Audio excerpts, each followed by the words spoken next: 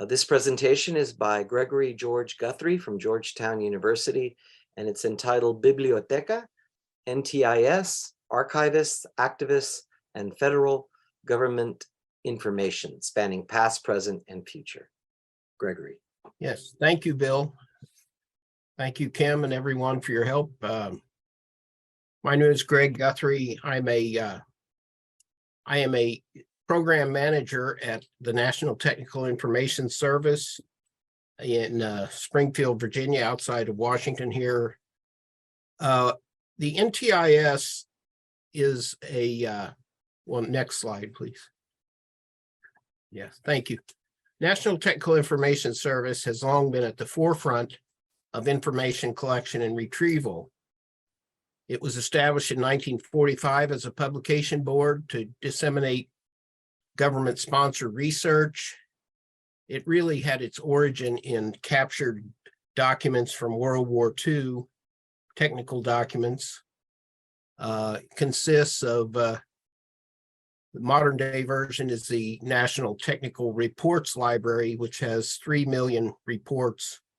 1 million or a third of those are full text, so you can search in any of the technical categories, chemistry, artificial intelligence, environment, healthcare, computer science, information science, and so forth.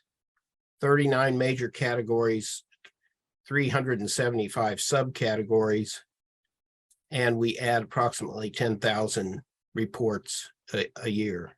Next slide, please.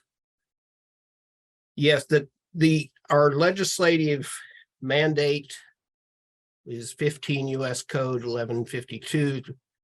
Actually, from 1950, we were mandated to establish a clearinghouse for technical information. And we are housed in the Commerce Department, which may seem strange, but really our mandate is to disseminate scientific and innovative research with the goal for economic development, to serve as the basis for making new products, so forth. Okay, next slide, please. Okay, this was an article found in Harper's Magazine in 1946, which described these reports that were, established. President Truman established an order 10 days after Japan surrendered to disseminate this information. It started out as the Office of Technical Services. Then it became the publication board became the Office of Technical Services, which became NTIS. And that's the genesis of our, that's how we started. We now have, we get reports from every, federal agency, the bulk of them coming from NASA and the Department of Defense and Department of Energy. Next slide, please. We went through a rough time back in 2014. This is pictures of Senator Tom Coburn, who tried to close us, who wanted to close us down, saying we were basically anything that can be found on our database, any technical report can be found just by Googling it. In fact, the name of his bill was the Let Me Google That For You Act, or basically it was to eliminate NTIS. We weathered that storm. I'm head of the union there. As a federal worker, we lobbied on Capitol Hill. But it did, this was a tough time, and like I say, we got through that. Next slide, please. Okay, this is, to our defense, this is a statement from the Special Libraries Association. The Google Act would terminate NTIS. It's the free government information. They are stating that the sponsors of S-2206, which was the bill, fundamentally misunderstand that the internet and Google and USA, they're, well, anyway, that it's not as simple as they were stating things. And if it were to go away, you know, the good things that we provide, namely, namely, you know, all the reports that people look to us to find, you know, really what we do just can't be replicated. We use, okay, next slide, please. Yeah, this is the union, my union, the National Federation of Federal Employees, put out a news article on this. This is referring to the hearing that they had in July of 2014 on the, you know, the subcommittee on financial and contracting oversight. And as he said, Senator Claire McCaskill and Senator Tom Coburn, it became their directive to berate the NTIS director, Bruce Borzino, for really carrying out his mission. And so I say, we got through that and continued on. Next slide, please. These are just some representative titles that we have in our collection. This first one, Diary of Jet Parker, from December of 1918. This is a diary of a soldier who was out in Kansas during the pandemic, during the flu epidemic of 1918. And it's actually a photocopy of a handwritten journal of his notes, you know, of the conditions back then. This is one from the thesis at Defense Department, Poland, Lone Eagle over Europe. Here's a recent one on diversity promoting large-scale machine learning for healthcare. I mean, this is just to give an idea of the variety of things we have. You know, focusing on our most recent presentation on Allen Ginsberg, Crazy Dump Science of the Mind, or Poet Prophets of the Beat and Beatific, William Blake's Resurrection in the American Beat Generation. Another one, Bibliometrics, The Counting of Words, Review of the History, Techniques, and Theory of Word Counts. And then another, less goal-seeking components for adaptive intelligence and initial assessment. These are just some titles to kind of show what the variety of reports we have. Next slide, please.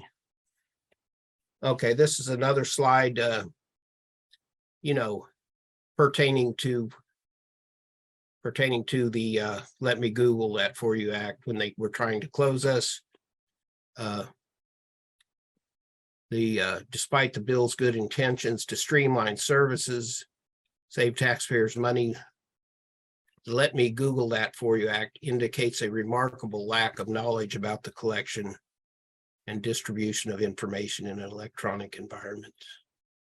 So we appreciated the support that we got from the library community. Next slide, please. I'm the project manager for, excuse the fuzziness of this, is the National Technical Reports Library, which was established in 2009, initially as a subscription product. It, as I mentioned, it has 3 million records. Full text of these, approximately a third of those are full text. You can find the record, click on the, click on this icon, and it will bring up the full text, the actual report, which is nice. We would like to get the others digitized. That's kind of a wish list, but hope to do that in the future. Next slide.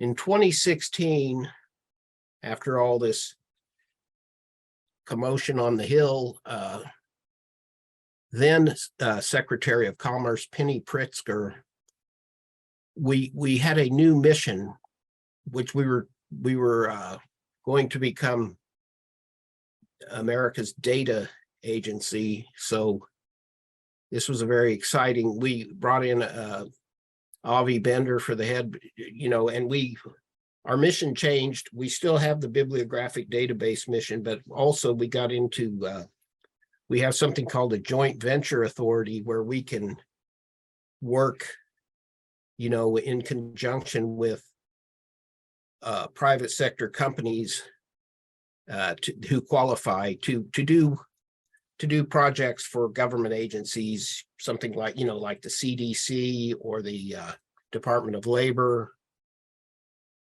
The Veterans Administration will actually, partner with some of the government folks, the private sector joint venture partner. There are about 40 different companies that have qualified for that.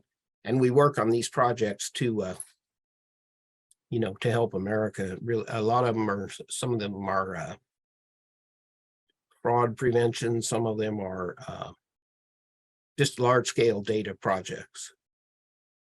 Next slide, please. This is current. President Joe Biden announced that, in the future, he would like federal agency research reports to be made freely to the public as soon as possible. So that is kind of a goal to get up to speed, to get this research out there and in a inexpensive fashion, so that researchers and the public can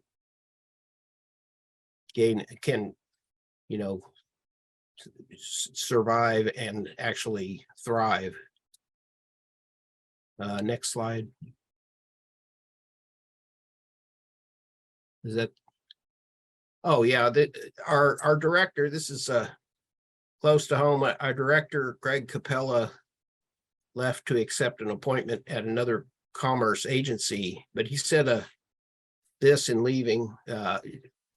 Few short days, short of 7 years ago, I was fortunate to join you at NTIS. Since the beginning, this has, I can't read the whole thing because there's